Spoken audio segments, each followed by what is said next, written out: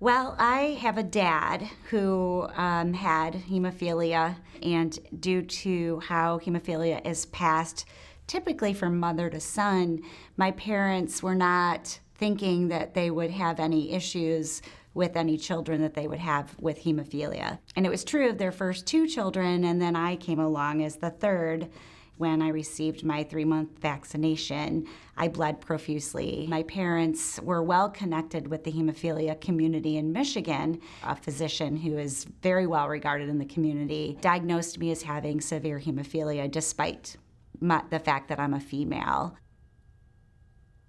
When I was 8 years old, there was a young infant that had been turned down by 14 couples because he had severe hemophilia for adoption. And my parents said, well, hemophilia is very manageable now, we'll take him. They brought home my little brother and we named him Patrick.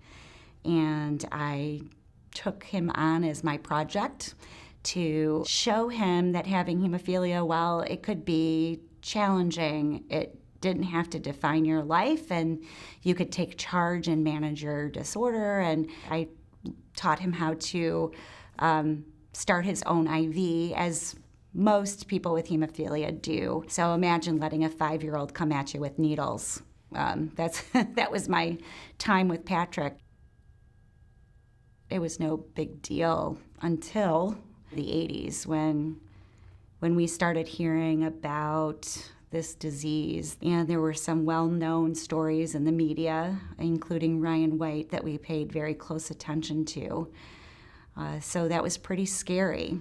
And I was very much in huge denial that this wasn't going to happen to me, this wasn't going to happen to my brother. I remember a boyfriend of mine, he was very smart and read a lot of science journals, and he pulled out this from the back page of a paper somewhere, a very small article about a person with hemophilia contracting AIDS or HIV and developing AIDS and dying, and he showed it to me. And I remember vehemently saying, that is not happening to me. I don't know where he goes to his doctor, but my doctor would tell me, I don't have this. You don't have to worry about it. I'm fine. In 1985, I graduated from high school. And as you may know, that's when the test became available. The physicians began testing not only the people in families with hemophilia, but also their non-affected family members to determine whether or not HIV could be transmitted in a family situation and casual contact that you would have. And so they brought my whole family in, my dad, my mom, my 2 brothers, and my sister. We got the results the summer before I turned 18. The doctor made the choice to not share the results directly to me. He chose to share the results to my parents, which was that my dad was infected, I was infected, and my little brother was infected. Fortunately, my mom was not infected, and of course my unaffected siblings. He had shared with my parents that Patrick and myself and my dad likely only had 5 years to live. So this was at age 17. So when my mom tried to tell me that I had HIV, I basically took her ability to kind of face the truth and twisted it to say, you want something bad to happen to me, and you're lying to me. And of course, my dad wasn't talking about it because he worked at an automotive company in Detroit. He made very good money. He was the sole source of income for our family, and had insurance to cover all of our medical bills. And he knew that people were losing their jobs and being denied all sorts of things. So he wasn't talking about it to anyone. And I refused to talk to them about it. I did everything I could to get out of the house. I was going to a commuter school, but I found my way to an apartment with a girlfriend and just happily denied what was happening, but at the same time had this level of anger that kept me going and sort of helped me to have the energy to do what I needed to do, which was to go to school and to work and not lie in my bed and give up. I ran out of money. I had to move home, and I hadn't seen my brother in a while. I just avoided the house. I remember pulling up with my belongings, and I yelled in, I said, Patrick, help me bring in my stuff. And he came out, and I noticed he was significantly skinnier, did not look well, but I thought, oh, whatever. Gave him a box to carry up some stairs, and he couldn't make it up the stairs. And I saw that his lips were blue. He just was out of breath, and that was like the moment that the denial kind of broke down. I moved back in with my family, but moved in with AIDS because my brother was in full-blown AIDS. He got sicker and sicker, and when he was 13, basically the physicians asked my parents, we can't do anything more for your child. Do you want him to die at home or at the hospital? And so my parents, faced with this horrible decision, said home. But at the same time, my older brother had been searching out a Make-A-Wish opportunity for my brother, set up a time to meet with Christie Brinkley, the big fashion model of the time, because he had always loved her and thought she was beautiful. So they secured this trip to New York to meet Christie, our whole family, and we got on a plane, first time for all of us on a plane, and I was sitting behind them, and I could see my mother agitated. And so I thought, well, I better get up, and I walked up maybe 6 rows, and I looked down at my brother, and he was actively dying. He had turned totally yellow, and he had lost control of his bladder. He's 13. And the only thing I could think was, if anyone on this plane were to find out that he had AIDS, what would they do to us? Okay, let me finish this. So, arriving in this very strange place that is very different from Middle America, and we got him to the hotel room and started calling the physicians that we had been connected to just in case. And the doctor said, call the paramedics, but don't tell them that he has AIDS because they won't take him. So the paramedics arrived, and they knew something was up, and my mother was too distraught to talk to them. I don't know what my dad was doing. I was left with the job of trying to get them to take my brother to the hospital, and had to lie. I had to say, well, he has liver failure. Why does he have liver failure? He has liver failure. Just take him to the hospital. Why does he have liver failure?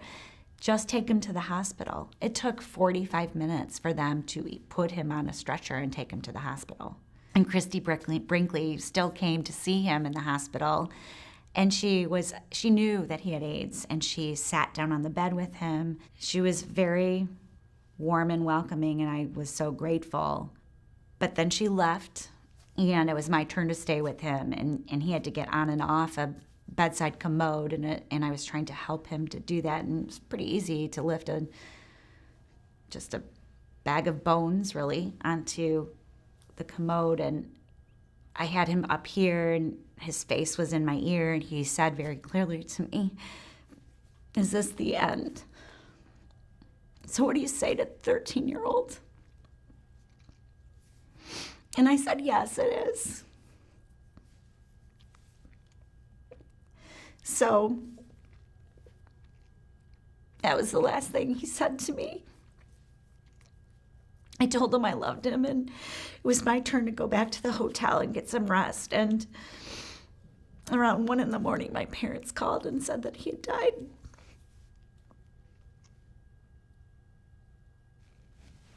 I just went back and pretended like everything was fine, and went to my brother's funeral at a evangelistic church, and they refused to say what he died of. The Hemophilia Community came in and supported me. So I was looking into my future directly, and I realized when they buried my brother, they had purchased my grave. which made me really mad. So all I could do was continue to just do what I was trying to do, which was to become a teacher. But I knew that Ryan White, as a student, wasn't allowed to go to school. Would they let a person be a teacher with HIV? There was no chance. My goal at the time was to try to find a job, work until I couldn't work anymore, go home and die with my parents, hopefully before my dad died, because I didn't want to go through that again. And I got a job in a private school and met another teacher who was around my age. And I hadn't disclosed my status to really anyone outside of the hemophilia community. And he kept asking me to go out. And I'm thinking, I'm not going to go out with him. Like, why would I go out with him? I'm going to be done in 5 years. That's not fair. Well, finally, he kept asking me, and I just said, look, we'll go out. We can talk about work, but that's it. He was very overzealous. I found him very attractive. He was funny. He was kind to kids. And so at the end of a whole day-long date, I said, look, and I never said these words to someone outside of the community. I said, look, I have hemophilia, and I think I might have HIV. I couldn't really just own it, but I said, I think I might have HIV. And he said, oh, okay. And in my mind, I'm thinking, oh, he must be really stupid. And I kept waiting for him to look at his watch and say, oh, I have to go. And he didn't do that. And he kept spending time with me after that and asking me out and meeting me at school. And finally, I just burst into tears. I said, what are you doing? I am going to die. What are you doing?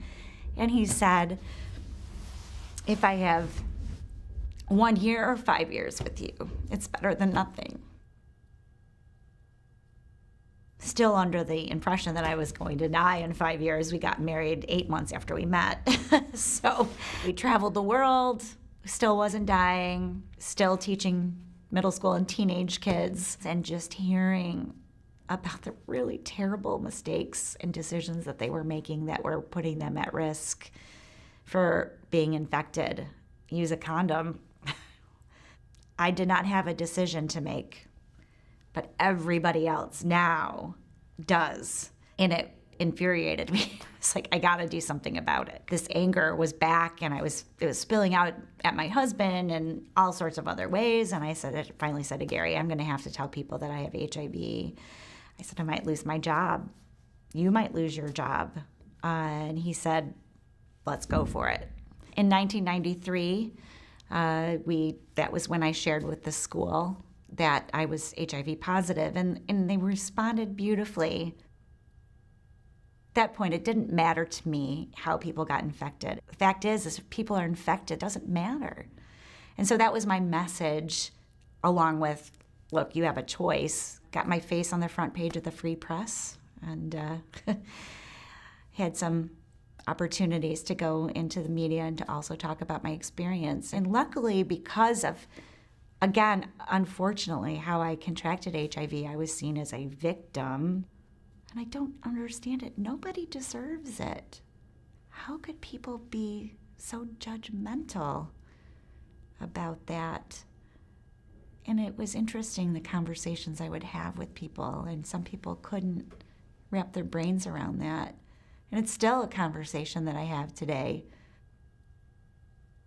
So many people are unaware of the tragedy that happened with our community. 10,000 of us were infected with HIV due to the poor decisions and the greed of certain people in industry. I really want the world to know about it, recognize the struggle that families have gone through and the loss, so that we can prevent that from happening again.